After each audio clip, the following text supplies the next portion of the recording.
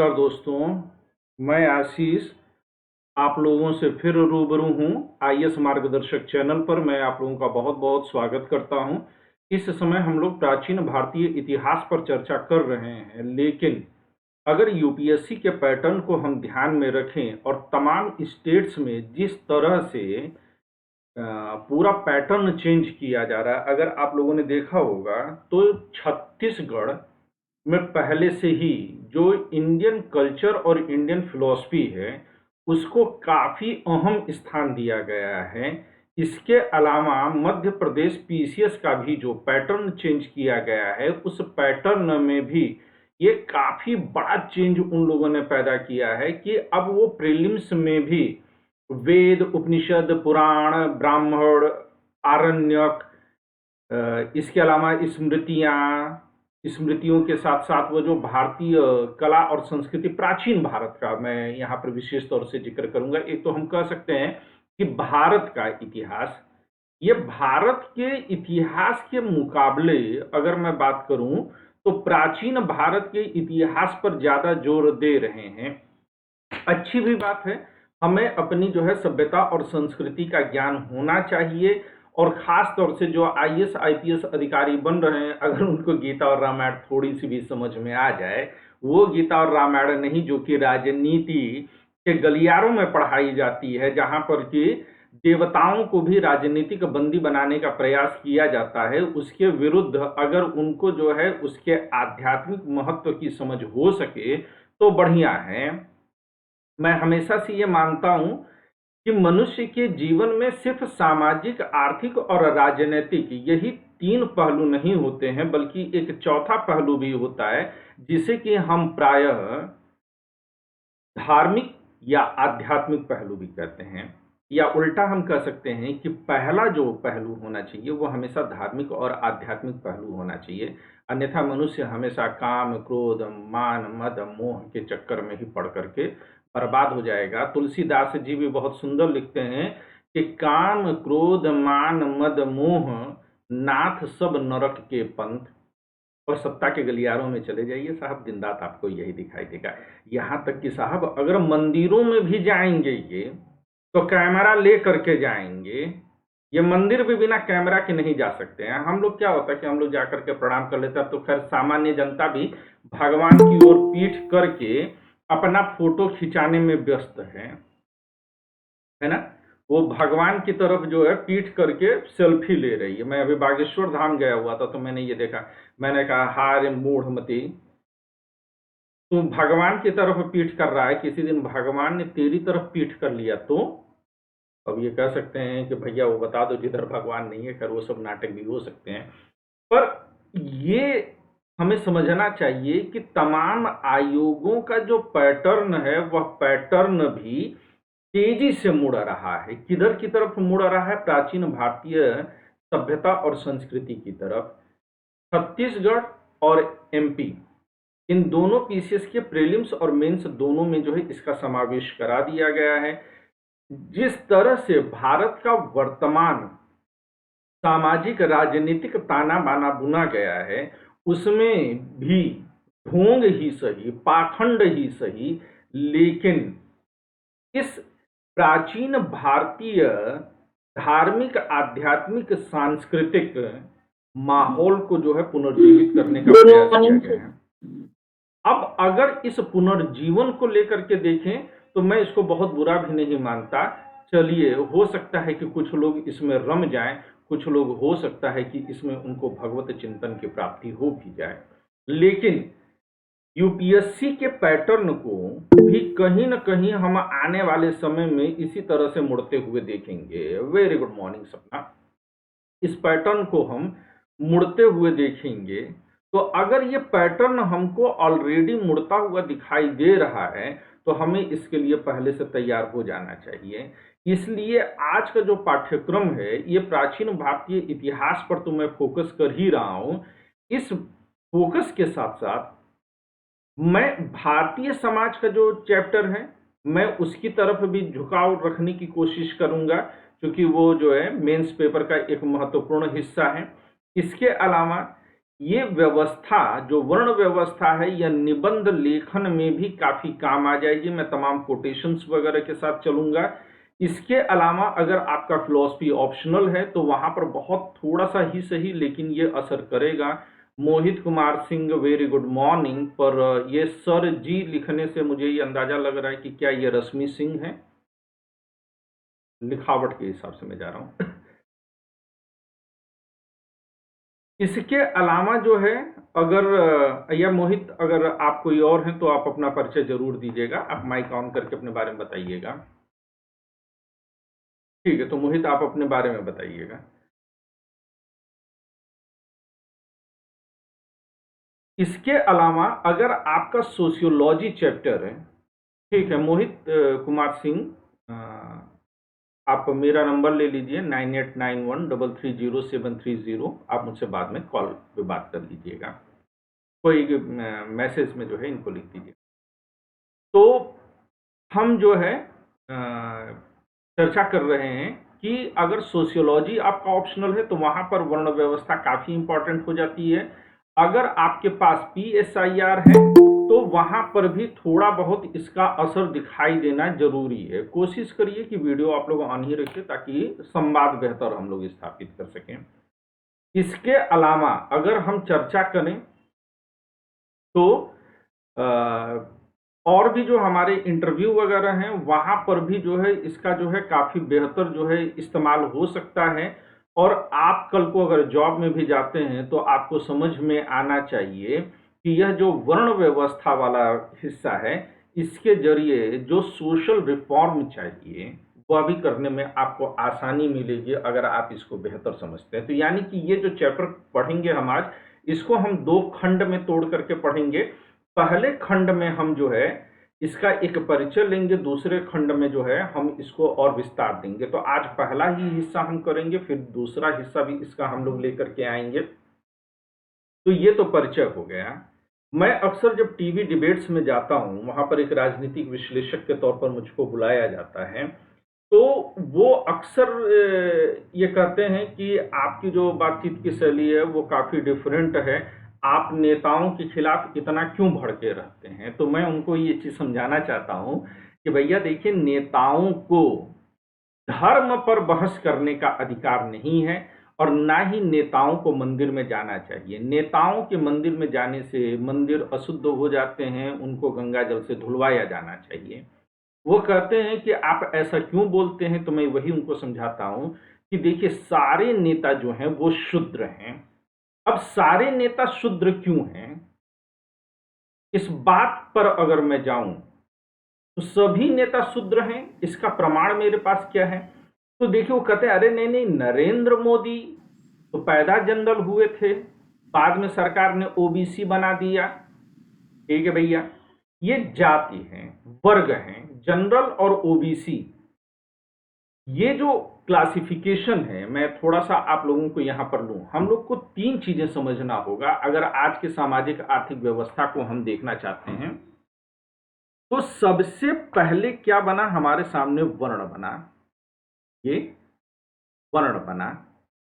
फिर वर्ण के बाद जाति आई, और जाति के बाद अगला चरण कहां पर हमको दिखाई देता है, अगला चरण हमको वर्ग का दिखाई देता है। ये 3 चरण जो है आपको दिखाई देंगे। ठीक है, मेरी बात आप लोग को समझ में आ रही है। वर्ण व्यवस्था क्या है, वर्ण व्यवस्था को पहले जो ये तीनों किस चीज के लिए हैं, ये तीनों सामाजिक संरचना को स्पष्ट करने के लिए हैं। तो जहां पर वर्ण व्यवस्था था, इसका उद्देश्य हुआ करता था कि जो मनुष्य का गृहस्थ जीवन है,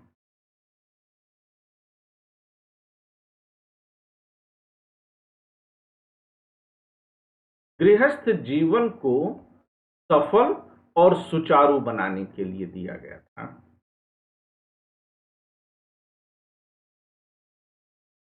जाति व्यवस्था संसाधनों पर नियंत्रण बनाने के लिए दिया गया।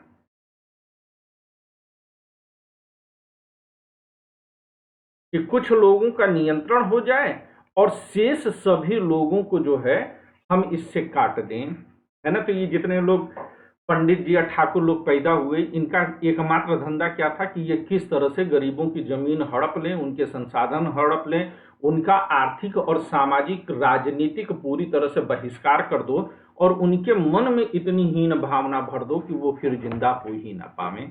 और तीसरा वर्ग व्यवस्था है, यह राजनीतिक, सामाजिक न्याय को स्पष्ट करने के लिए बनाया गया था। तो ये तीन हैं। ये गृहस्थ जीवन को सफल और सुचारू कैसे बनाया है कि हम सबके गुण को पहचाने, गुण को पहचाने। प्रदीप, मैं आपका वेट कर रहा था। मुझे ये लग रहा था कि आज का ये जो डिस्कशन डिबेट है वो आपके मेंस एग्जामिनेशन के लिए काफी फ्रूटफुल होगा। जी मैं सर। एक बार फिर से आप लोगों से बोल रहा हूँ, अपने वीडियोस ऑन रखिए ताकि। बस सर मैं 2 मिनट में ऑन कर रहा हूँ। मैं थोड़ा लैपटॉप वगैरह सेट कर रहा डन डन डन हूँ। डन, मैं मानने को तैयार हूँ, है ना। जी सर। तो ये आपके लिए जो है विशेष तौर से ये वर्ण व्यवस्था का हिस्सा थोड़ा छोटा हो सकता था, लेकिन आपके मेंस एग्जामिनेशन को देख करके मैं इसको थोड़ा लंबा ले जाऊंगा। इसको 2 लेक्चर्स में मैं कंप्लीट करूंगा और इतना बहुत कुछ होगा, जैसे बाकियों के लिए भी ये बहुत बकवास नहीं होगा, क्योंकि हम जानते हैं कि इंटर कनेक्शंस होते हैं। तो मैं उन सबको जो है टच करता हुआ चलूंगा। तो ये पूरी तरह से कहीं पर भी मैं जो आपका एग्जामिनेशन पैटर्न है उससे भटकूंगा नहीं। लेकिन आप ये मत समझिएगा कि तमाम कोचिंग के नोट्स में वर्ण व्यवस्था इतना है, असर इतना क्यों पढ़ा रहे हैं, क्योंकि ये जो इतना इतना इतना कई जगह पर दिया होता है, मैं उसको एक जगह संकलित भी करने का प्रयास करूंगा ताकि आपकी जो है ओवरऑल अंडरस्टैंडिंग डेवलप हो सके। चंगा सिंह, जी सर। जी सर। ठीक है। तो हम लोग इसको जो है बेहतर ढंग से समझेंगे। तो अब आइए जरा इसको हम लोग समझने की कोशिश करते हैं। तो ये गुण को पहचानने पर बात करें, तो मैं यहाँ पर एक बात और आप लोगों के जहन में लाना चाहूँ कि कल मेरा अपने एक मित्र से ऐसे ही अनौपचारिक संवाद चल रहा था। हम लोग लंगोटिया यार रहे हैं, लंगोटिया यार बचपन के दोस्त हैं। हम लोग एक ही डोर पे अपनी लंगोटी सुखाते थे जब 6 महीना के थे। तो तभी तो लंगोटिया यार कहलाते हैं ना, वरना और क्या तर्क हो सकता है।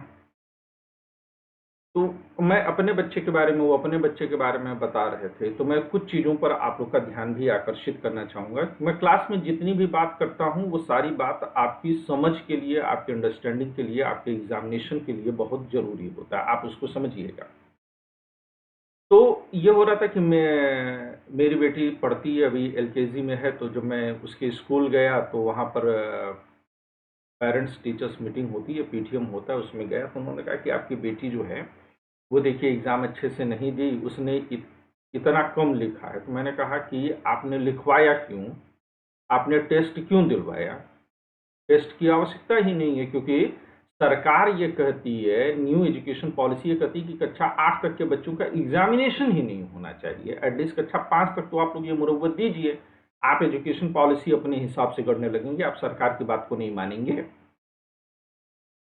भैया एलकेजी में पढ़ने वाला बच्चा आ जाए, गुड मॉर्निंग गुड इवनिंग कहिए, उठना बैठना सिखाइए, उसको खाना सिखाइए, दैट्स ऑल। क्या जरूरत है ये सब करने की।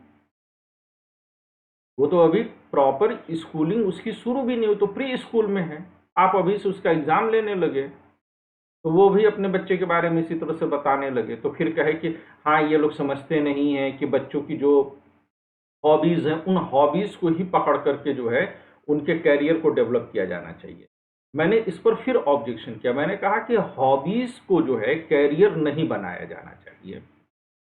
बहुत सारे लोग कहते हैं ना, 3 इडियट्स टाइप की मूवीज जो आई हैं वो ये कहती हैं कि आप अपने पैशन को फॉलो कीजिए। मूर्ख बनाते हैं, क्योंकि हमारे पैशन जो होते हैं वो समय के साथ बहुत तेजी से बदलते हैं। बहुत कम लोग होते हैं जो एक ही पैशन पर वो हमेशा से रहते हैं। कक्षा 6 में रहे होंगे तो हम एस्ट्रोनॉट बनना चाहेंगे, कक्षा 7 में हम पुलिस इंस्पेक्टर बनना चाहते हैं, कक्षा 8 में हम आर्मी में जाना चाहते हैं, कक्षा 9-10 तक आते आते हम फिल्मों के हीरो हीरोइन बनने की कोशिश कर सकते हैं। तो इस तरह से हमारे जो है चॉइसेस बदलती रहती हैं, क्योंकि हम जिस समाज को देखते हैं। बल्कि एक अच्छा कैरियर काउंसलर, एक अच्छा गुरु वही होगा। इसीलिए मैं कहता हूं कि जिंदगी में टीचर से ज्यादा मार्गदर्शक ढूंढिए, जो कि आपके अंदर छिपे हुए गुण को पहचान करके ये बता सके कि आपको वास्तव में जिंदगी में करना क्या है। आपके अंदर के छिपे हुए गुण को पहचान करके ये बता सके कि आपको करना क्या चाहिए। जैसे आप सभी लोग, जो लोग मुझसे जुड़े हैं, वो ये जानते हैं कि कई बार स्टूडेंट्स मेरे पास आते हैं, फीस लेकर के आए, कहे कि सर मुझको आईएएस बना दीजिए। तो मैंने उनको बोला, नहीं नहीं, तुम आईएएस बनने के लायक नहीं हो, तुम आईएएस मत बनो, तुम जाओ मैनेजमेंट का कोर्स कर लो। और जिन लोगों को मैंने मैनेजमेंट की तरफ ढकेला, कुछ लोगों को मैंने लॉ की तरफ ढकेला, कुछ लोगों को मैंने पॉलिटिक्स में डाला, और आज की तारीख में ईमानदारी से मानिए वो बहुत बेहतर कर रहे हैं, बहुत अच्छा कर रहे हैं, है ना। अन्यथा अगर मुझको पता है कि मैं सिविल सर्विसेज में ला देता, मेरे को 60-70 हजार रुपए फीस दे देते वो जीएस के लिए, फिर मैं उनसे ऑप्शनल के लिए ले लेता, फिर मैं कुछ और के लिए ले लेता, मेरा 1.5 लाख का जो है एक स्ट्रक्चर तैयार था। पर मैंने उसको छोड़ करके मैंने उनको बोला कि तुम जाओ और इस तरफ काम करो। तो मैंने उसके गुणों को समझा कि उसके आंतरिक गुण क्या हैं। प्रत्येक व्यक्ति में 2 तरह के गुण होते हैं। एक को हम कहते हैं कि जो उसकी इनबिल्ट क्वालिटीज हैं, और दूसरी होती हैं जिसे हम कहते हैं कि एक्वायर्ड क्वालिटीज होती हैं। इनबिल्ट क्वालिटीज वो होती हैं कि जो उसके अंदर बचपन से भरा हुआ है। जैसे हमारे यहाँ सपना है, सपना में गजब का लीडरशिप क्वालिटी है, power house, she is the power house of the leadership. लेकिन at the level of the management वो उसे एक्वायर करनी पड़ेगी, वो उसके अंदर थोड़ा सा मिस करता है। तो हम में से हर किसी के अंदर ये अलग अलग चीजें होती हैं। तो आप एक्वायर्ड क्वालिटीज को छोड़ दीजिए, लेकिन इनबिल्ट क्वालिटीज जो होंगी उसी पर उसका कैरियर निर्भर करेगा। वो उसी आधार पर जा सकता है। हर कोई राजनीति में सफल नहीं हो सकता है। कुछ ऐसे भी नेता होते हैं जिनको कि उनके परिवार के जरिए बार बार लॉन्च करना पड़ता है, फिर भी बेचारे पूरी तरह से लॉन्च नहीं हो पाते हैं। उनको जिस कक्षा में स्थापित करना होता है नेता को, उस कक्षा में स्थापित नहीं हो पाते हैं, दिक्कतें हैं उनकी। अब कुछ लोग ऐसे हैं कि जरा से जो है सुतली में उनके आग लगा दीजिए, वो सीधे जो है अपने ऑर्बिट में जाकर के स्थापित हो जाते हैं। तो वो गुण कौन से हैं, उन गुणों पर जो है हमें बहुत बारीक नजर रखनी चाहिए। इसलिए किसी के भी कैरियर का आकलन हमेशा इस आधार पर होना चाहिए कि वह किस दिशा में जाने के योग्य है। और आजकल के किसी भी टीचर के पास ले जाइए तो वो टीचर क्या करते हैं कि वो जो पढ़ा रहे होते हैं उसी में उस बच्चे को डाल देते हैं। मेरे रिलेशन में एक बच्चा है, बहुत अच्छी एडमिनिस्ट्रेटिव क्वालिटीज़ हैं, लेकिन वो कहीं रहता है किराए पर, ये उत्तर प्रदेश में लखनऊ के पास का ही जिला है। अब उसके यहाँ कोई टीचर जो है वो भी साथ में किराए पर रहते थे, वो उसको जबरदस्ती इंजीनियरिंग की तरफ ले जा रहे हैं। वो कल को सुपर फ्लॉप होगा, नौकरी पा जाएगा, लेकिन वो जिंदगी में बहुत आगे नहीं बढ़ेगा अगर समय रहते उसको अकल नहीं आई उसके माँ बाप को। रिलेशन में तो इसलिए हम लोग बोल भी नहीं सकते क्योंकि उसके लिए मैं गुरु नहीं हूं, मैं मार्गदर्शक नहीं। ठीक है, तो आप ये समझिएगा कि इस गुण की पहचान, और हमारे प्राचीन भारतीय संस्कृति की यह विशिष्टता थी कि वह लोगों को उनके गुण के आधार पर वर्गीकृत करता था। तो ये गुण को पहचानना चाहता था। तो ये किस आधार पर चल रहा था? गुण के आधार पर वर्गीकरण करता था।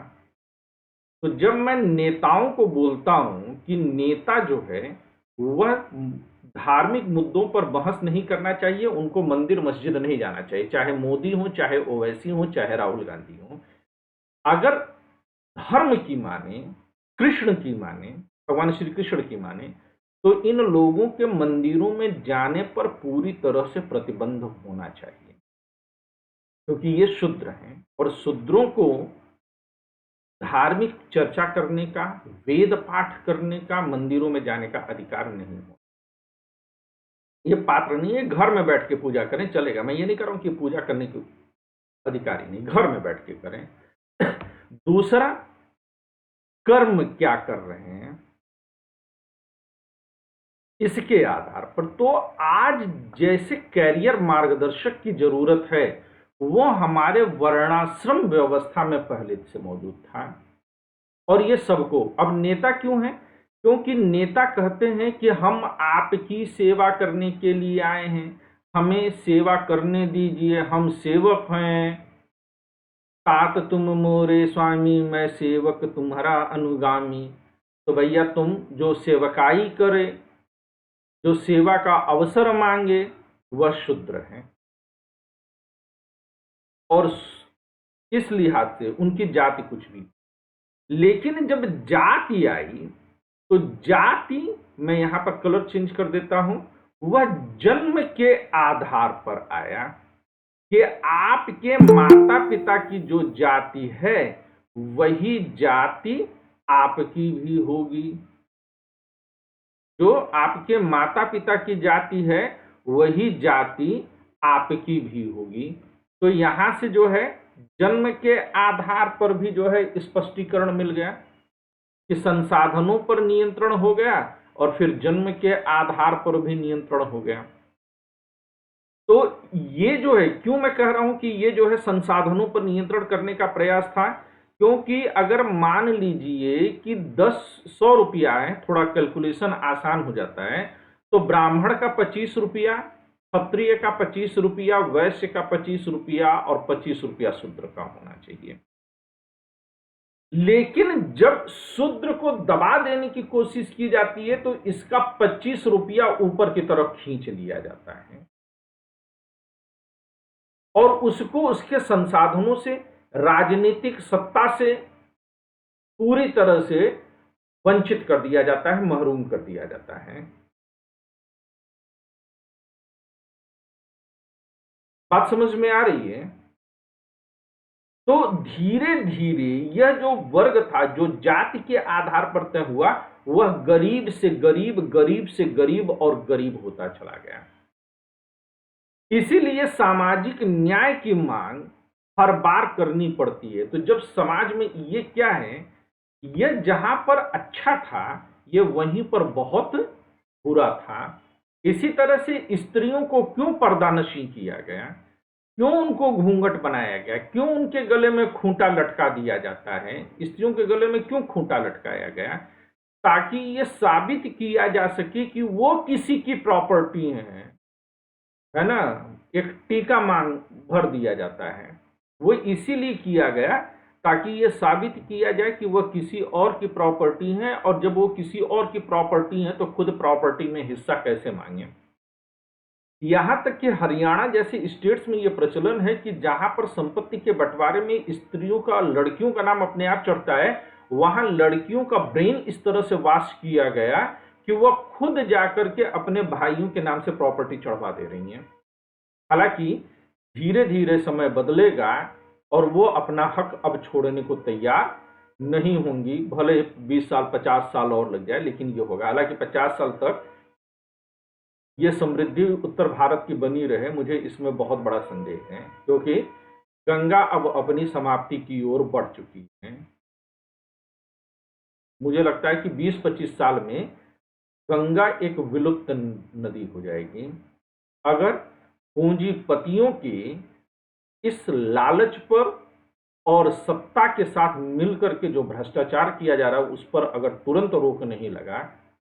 नदियां क्यों समाप्त हो रही हैं, उसका बहुत बड़ा कारण नदियों पर बड़े बड़े डैम, बड़े बड़े बांध बनाया जाना है। नदियों की प्राकृतिक प्रवाह को अगर हम आज भी छोड़ दें तो नदियां जिंदा हो जाएंगी। वह जब बड़े पैमाने पर बाढ़ लाती हैं तो उस बाढ़ की वजह से क्या होता है कि जो तमाम वनस्पतियां होती हैं वो सुरक्षित हो जाती हैं और मानवीय हस्तक्षेप कुछ समय के लिए ही कम हो जाता है, जिससे कि यह जो है धरती ज़्यादा जो है पुनर्जीवित हो जाती है।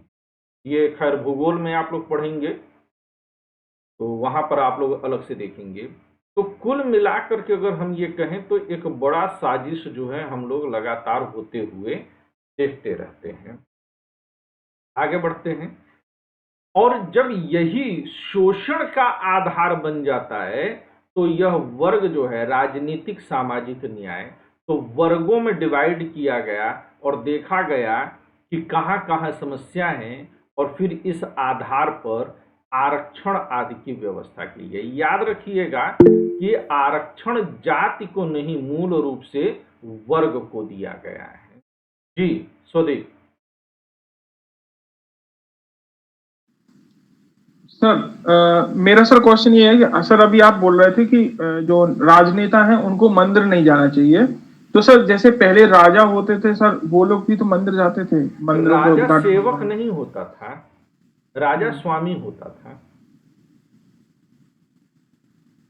ठीक है सर। है ना, राजा स्वामी था, समस्त प्रॉपर्टी का मालिक वही होता था, यस रक्षा सर। का उत्तरदायित्व तो उसके ऊपर होता था।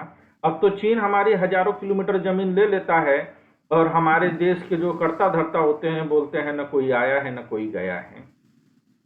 Yes sir. तो हम ये जानते हैं कि हमारे पास जो है बहुत गलत हो रहा है हमारे इर्द गिर्द। तो ये सेवक हैं, राजा अलग था, यानी ये तो जनता के नौकर है ना। हम्म,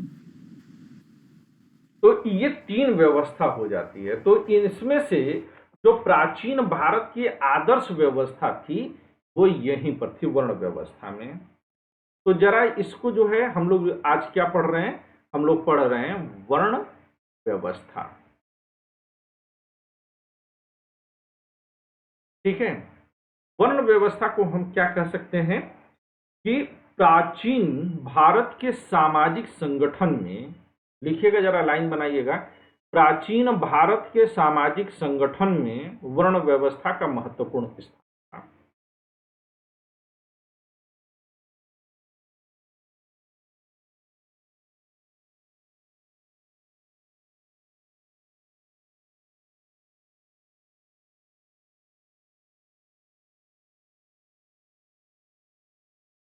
प्राचीन हिंदू शास्त्रकारों ने प्राचीन हिंदू शास्त्रकारों ने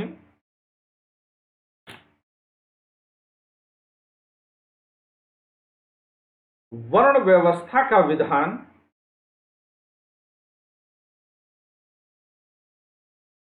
ये, चूंकि मेंस में आप लोग के पास अच्छी लाइन्स हों इसलिए मैं आपको पूरा लिखवा रहा हूं। प्राचीन हिंदू शास्त्रकारों ने वर्ण व्यवस्था का विधान समाज की विभिन्न श्रेणियों के लोगों में समाज की विभिन्न श्रेणियों के लोगों में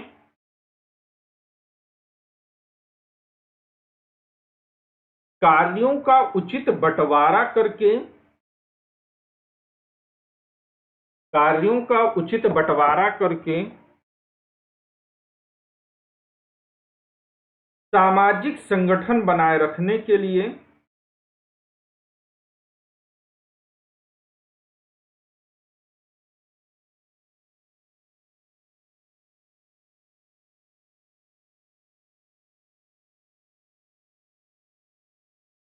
बंटवारा करके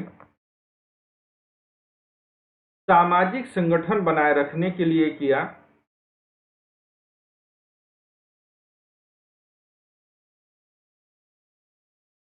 जिससे कि प्रत्येक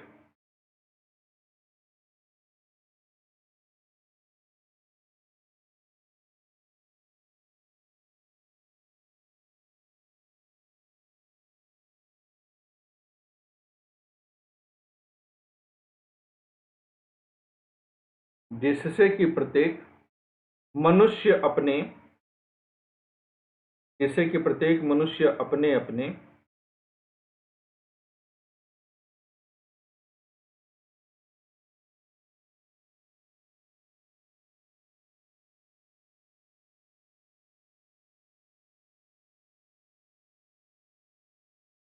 निर्दिष्ट कर्तव्यों का पालन करते हुए निर्दिष्ट कर्तव्यों का पालन करते हुए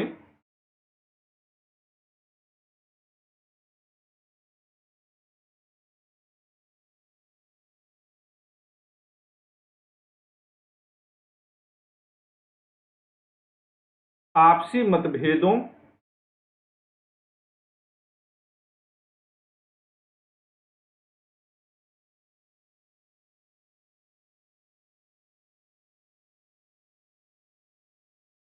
आपसी मतभेदों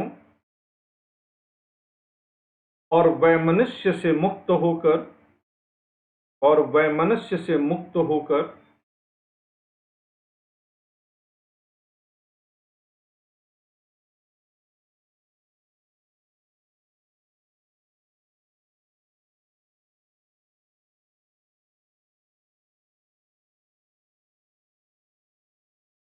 अपना तथा समाज का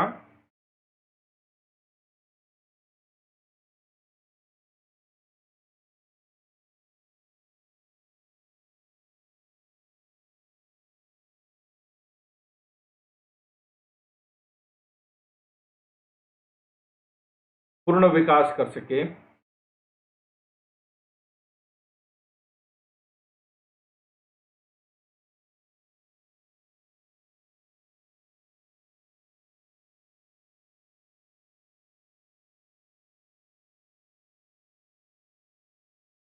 यह सामूहिक पद्धति से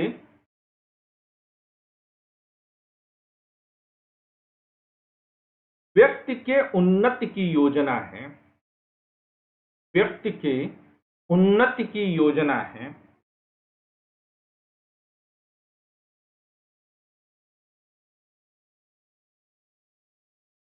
यह भारतीय समाज की अपनी विशिष्टता भी है।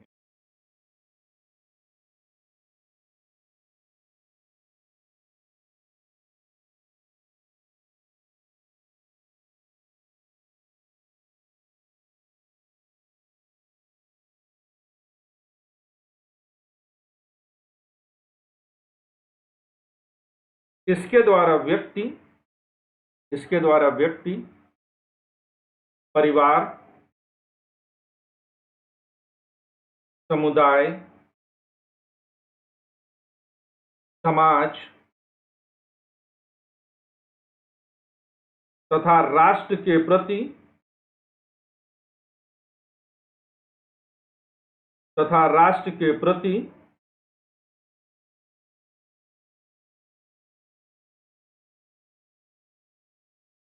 अपने कर्तव्यों का निष्ठापूर्वक पालन करता था।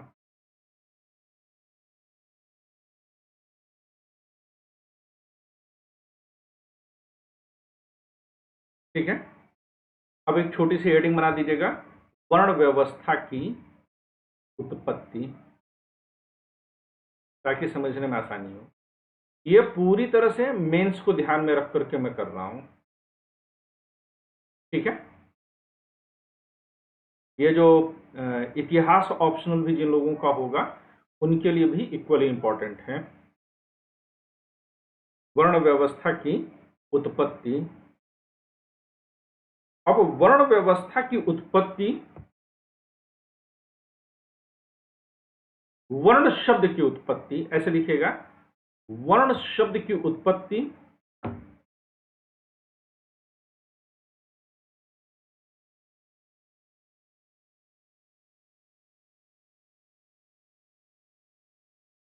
व्री धातु से निकला है।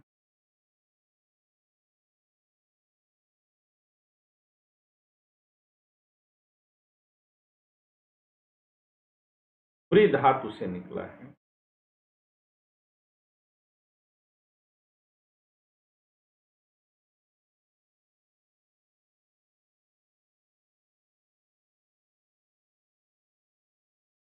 व्री धातु जिसका शाब्दिक अर्थ है वर्ण करना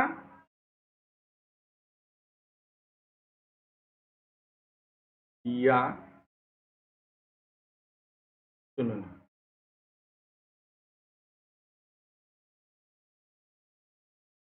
वर्ण करना, चुनना।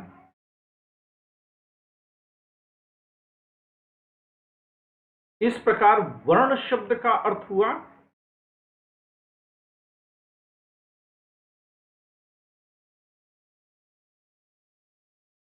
इस प्रकार वर्ण शब्द का अर्थ हुआ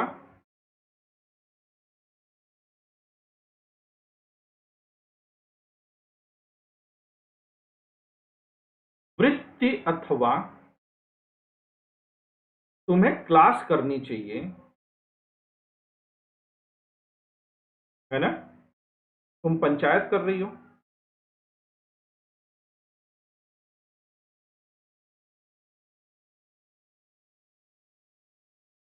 वृत्ति अथवा व्यवसाय चयन, वृत्ति अथवा व्यवसाय चयन।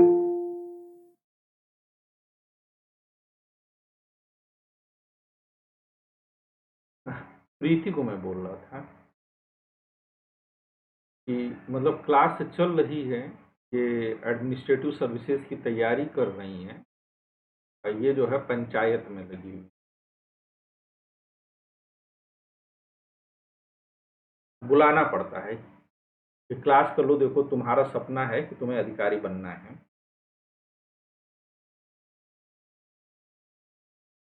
वर्ण का एक अन्य अर्थ रंग भी होता है।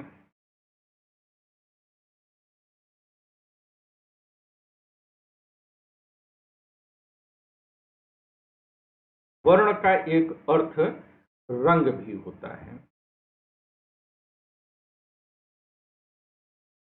कहीं कहीं पर वर्ण शब्द का प्रयोग इस अर्थ में भी किया गया है, कहीं कहीं वर्ण शब्द का प्रयोग इस अर्थ में भी किया गया है।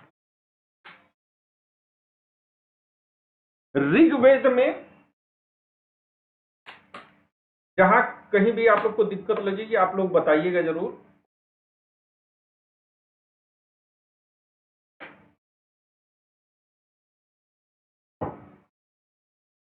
ऋग्वेद में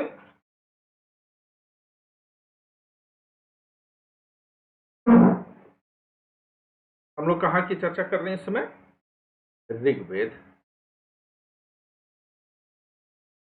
ऋग्वेद में आर्य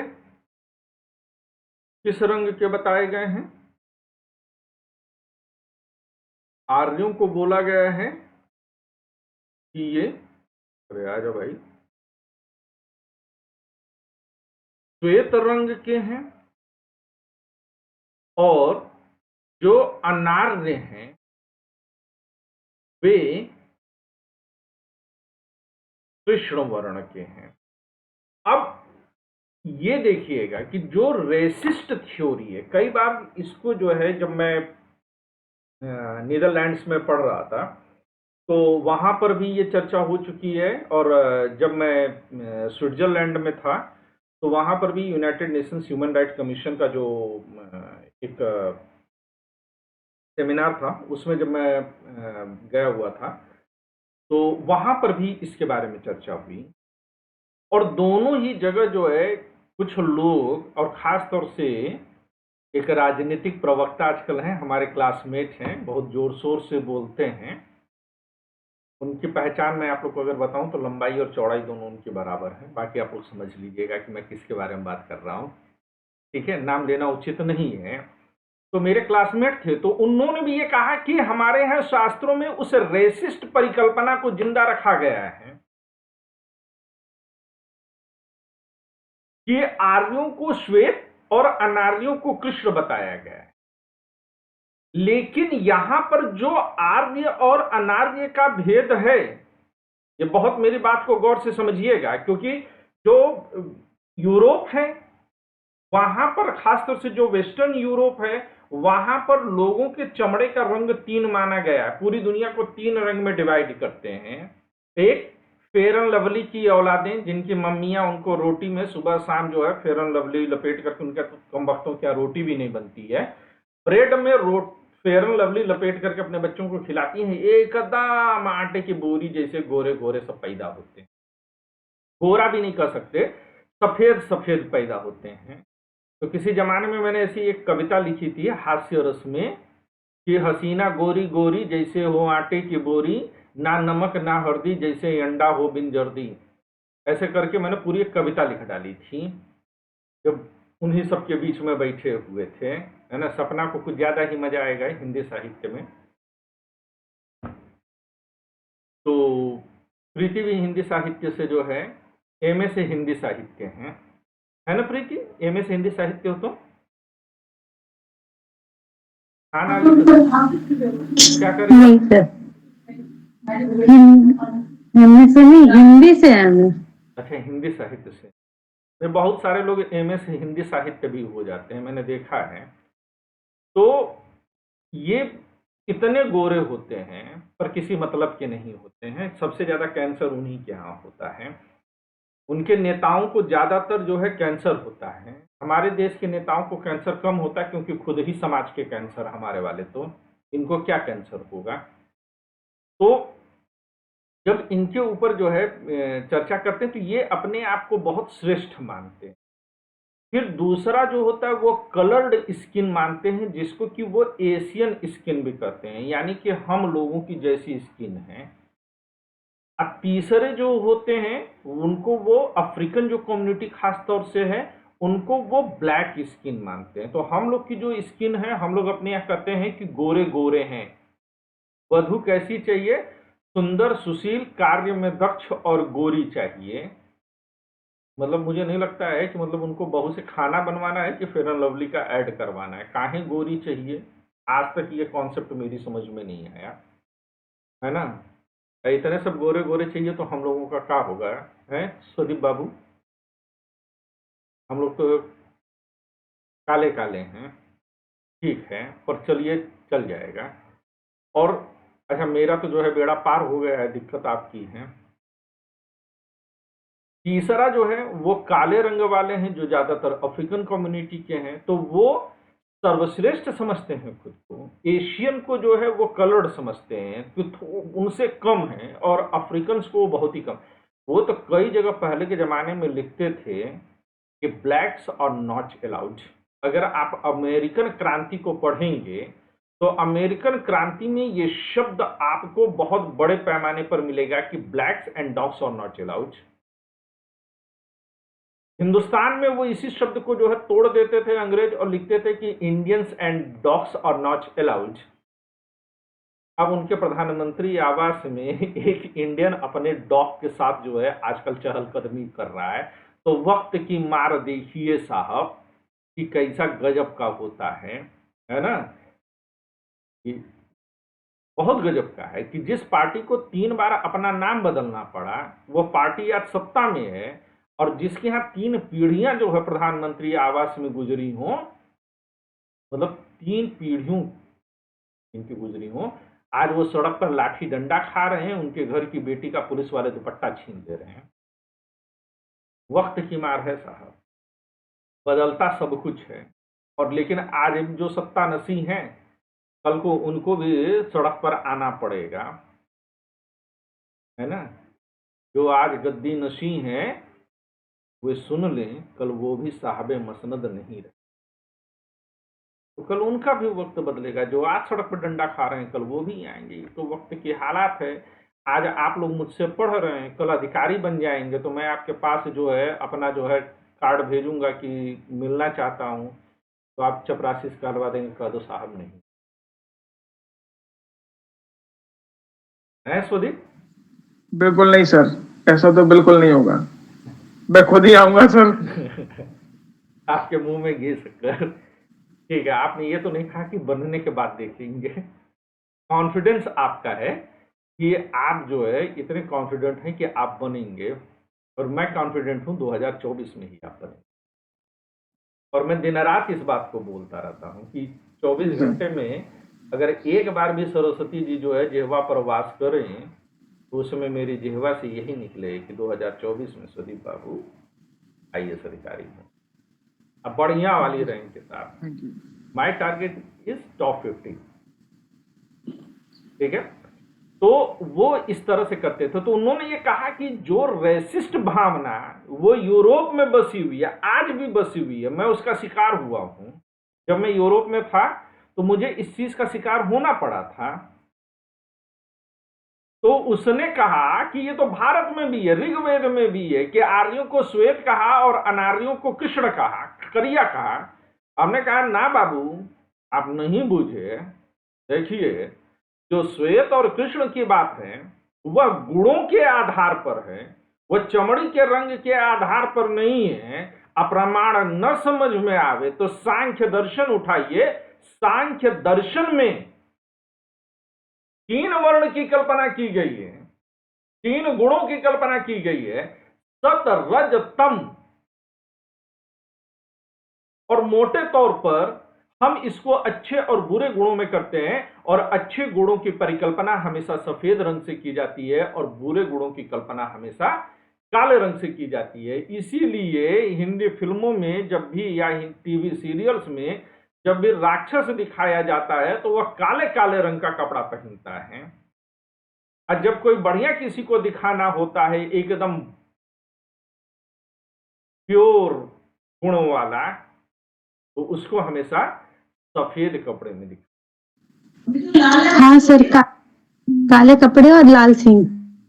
लाल सिंह, ठीक है। लाल सर यमराज जी से है, सर यमराज जी से क्या दुश्मनी है सर? उनको भी काला काला दिखाते हैं। तो यमराज अंधकार की तरफ ले जाते हैं ना, मृत्यु की तरफ ले जाते हैं। वहीं पर यमराज का ही एक अन्य स्वरूप है धर्मराज। वो यमराज के ही प्रतिरूप हैं, और धर्मराज को आप कभी भी काले कपड़े में नहीं देखेंगे। हमारे यहाँ प्रार्थना की जाती है कि असतो मां सदगमय तमसो मां ज्योतिर्गमय मृत्योर्मा अमृतोगमय। अब देखिए ना, हनुमान जी का ऑरा हमारे पीछे कैसा है? काले रंग का दिख रहा है सर। काला दिख रहा है आपको? सफेद है, हो सकता है कि आपको वीडियो में दिख। नहीं नहीं, वीडियो में सर काला ही दिख रहा है सर। अच्छा, वीडियो में हो सकता है दिखता हो आपको, पर ये पीछे जो है हमारे, नहीं ये आपकी वीडियो में गड़बड़ी है, वरना पीछे सफेद रंग का जो है पूरा एक गोल पट्टी। हाँ, जो सर्कल है वो सर सफेद है, बाकी जो फोटो है ना, मूर्ति है, वो सर मैं ब्लैक के बारे में बात कर रहा हूँ। अच्छा अच्छा, हाँ। और वो भी आपको दिख नहीं रहा है, वरना वो व्हाइट है। वीडियो में जो है वो थोड़ा सा जो है ऐसे आ रहा है। तो देवताओं वो सर्कल सर सफेद है। हाँ, तो वो सर्कल जो है ऑरा बोला जाता है।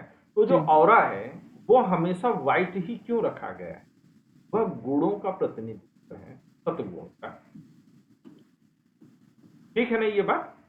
Yes sir. ये हमारे ये नहीं, उनके यहाँ भी जब देवता आता है, आप थॉर वगैरह की जो मूवीज हैं वो आप उठा करके देखिए, या उनके यहाँ किसी भी सीरियल वगैरह में, तो वो हमेशा आपको जब कभी भी दिखाई देंगे तो वो अपने आप को व्हाइट में, और उनके यहाँ जब वैम्पायर वगैरह होती है तो वैम्पायर वगैरह हमेशा जो है वह किस रंग में आपको दिखाई देगी? वो हमेशा आपको ब्लैक कलर में दिखाई देगी। तो ये चीज उनके यहाँ भी उतनी ही सही है जितना कि हमारे यहाँ है। कतर की जेल में बंद 7 कैदी रिहा हो गए और वो भारत आ गए। ठीक है, तो ये न्यूज़ है आप लोगों के लिए। आरओ का एग्जाम भी जो है वो लीक हो गया है, पर जो चुनाव का माहौल है मुझे नहीं लगता कि सरकार उसको मानने के लिए तैयार होगी कि वो पेपर लीक हुआ है। तो ये भी एक न्यूज़ है, आप लोग उसको जानकारी। तो ये चीज समझ में आ गई जो ऋग्वेद में कहा गया है। सर एक प्रश्न और सर यहाँ पे, जैसे सर हम लोग ये कह रहे हैं कि सर जो श्वेत रंग है वो सत्व गुण होता है, उसका प्रतीक होता है। तो सर भगवान कृष्ण और भगवान राम जो है वो मेघ रंग के होते हैं, मतलब काले रंग के दिखाई देते हैं। काला कहीं नहीं दिखाया गया, नीले रंग के हैं। सर उनको मेघ वर्ण बोलते हैं ना, तो मेघ तो सर काला ही होता है ना, जो बरसात के मेघ होते हैं।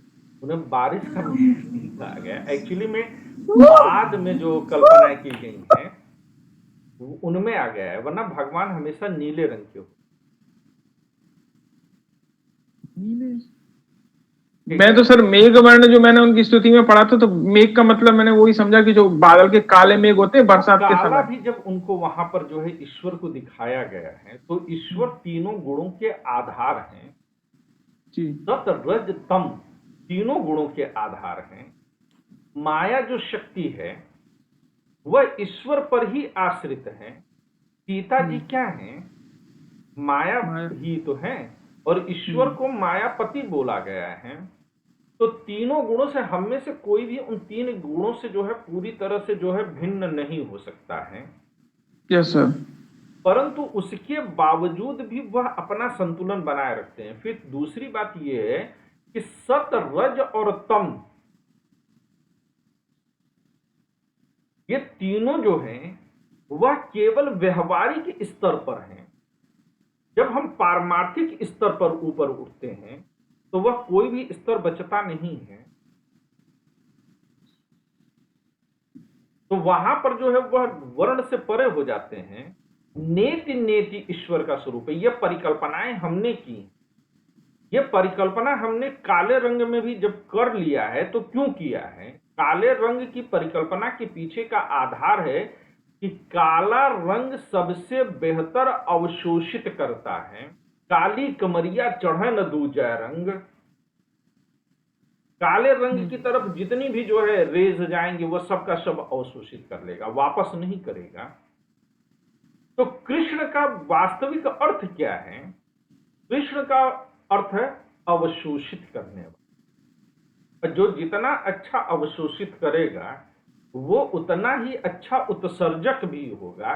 तो ईश्वर के प्रति जब आप अपनी भक्ति भावना भर करके देंगे तो ईश्वर भी उतनी ही मात्रा में आपको रिटर्न करेगा। इसी बात को दर्शाने के लिए ईश्वर को ब्लैक कलर में लाया। परंतु ईश्वर ब्लैक है, ईश्वर का कपड़ा ब्लैक नहीं है कहीं पर। तो वो उसके स्वभाव के बारे में बात किया गया, उसके बाहरी आवरण पर बात नहीं किया गया था। जब मैं देवता और दानव का अंतर बता रहा था तो मैंने कपड़ों का अंतर बताया था, है ना। क्या तन की झाई पड़े श्याम हरित दुति होए, लिखते हैं ना बिहारी जी। ये सपना और प्रीति कनेक्ट कर पाएंगी कि राधा जी की जो है प्रशंसा करते हुए बिहारी लिखते हैं कि जा तन की झाई पड़े श्याम हरित दुति होए। तो वहां पर यही कहा गया है कि राधा जी का रंग कैसा है?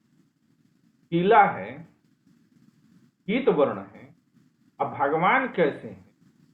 श्याम वर्ण। श्याम वर्ण वहां से नीला है, और पीला और नीला को मिलाइएगा तो हरा रंग का असर लेकर के आएगा। जात तन की झाई पड़े श्याम हरित दुति होए। बहुत बढ़िया लिखे हैं बिहारी वहां पर। तो हम वहां से आगे निकले, आगे बढ़े हम लोग। पर ये प्रश्न अच्छे हैं क्योंकि ये आपके आगे का जो मेंस वाला हिस्सा है उसको कवर करने में बड़ी सहायक होगी, ये छोटी छोटी बातें। ठीक है, आगे लिखिएगा।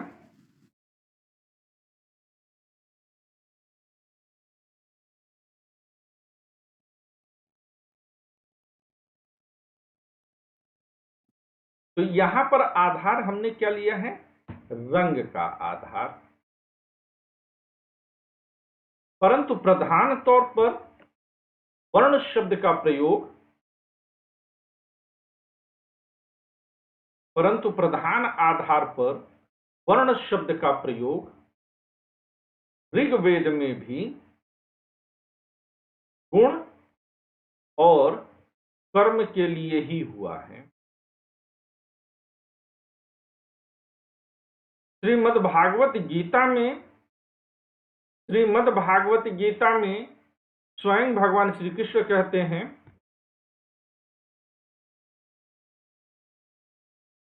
स्वयं भगवान श्री कृष्ण कहते हैं कि चातुर्वर्ण्यम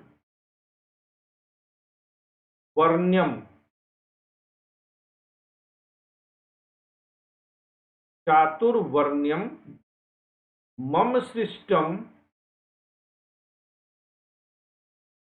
गुण कर्म विभागसः। गुण कर्म विभागसः।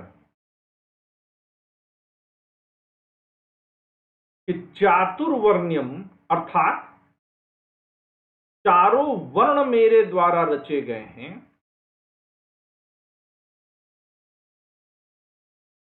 चारों वर्ण मेरे द्वारा रचे गए हैं। गुण और कर्म के आधार पर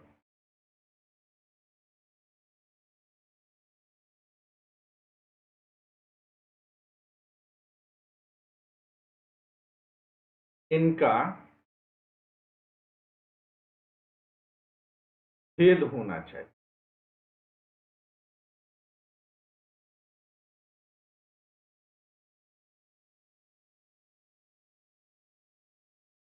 इसी बात का स्पष्टीकरण महाभारत में भी मिलता है। महाभारत के भीष्म पर्व में मिलता है। कहां पर मिलता है?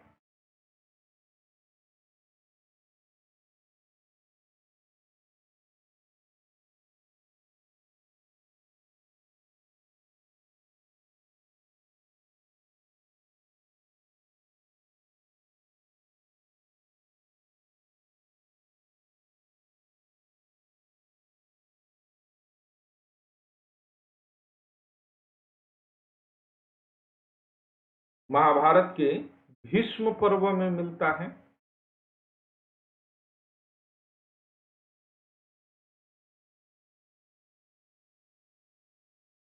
जहां पर लिखा हुआ है जन्मना शूद्रो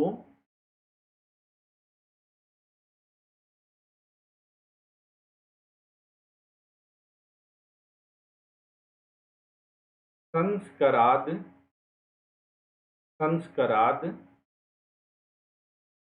द्विज उच्यते।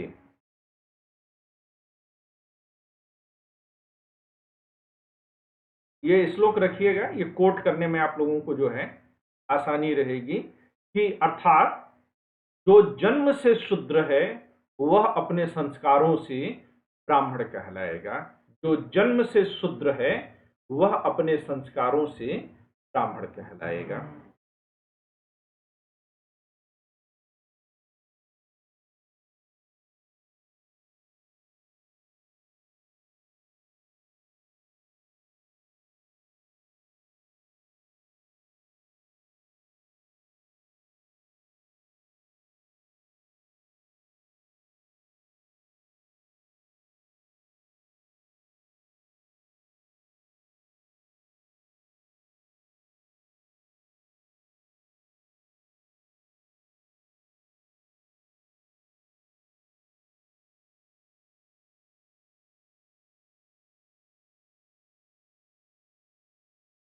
ठीक है,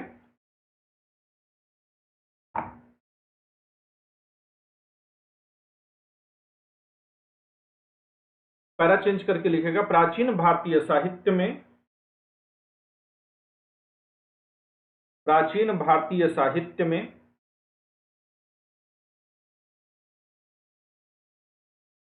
वर्ण व्यवस्था की उत्पत्ति संबंधी विविध उल्लेख प्राप्त होते हैं। विविध उल्लेख प्राप्त होते हैं।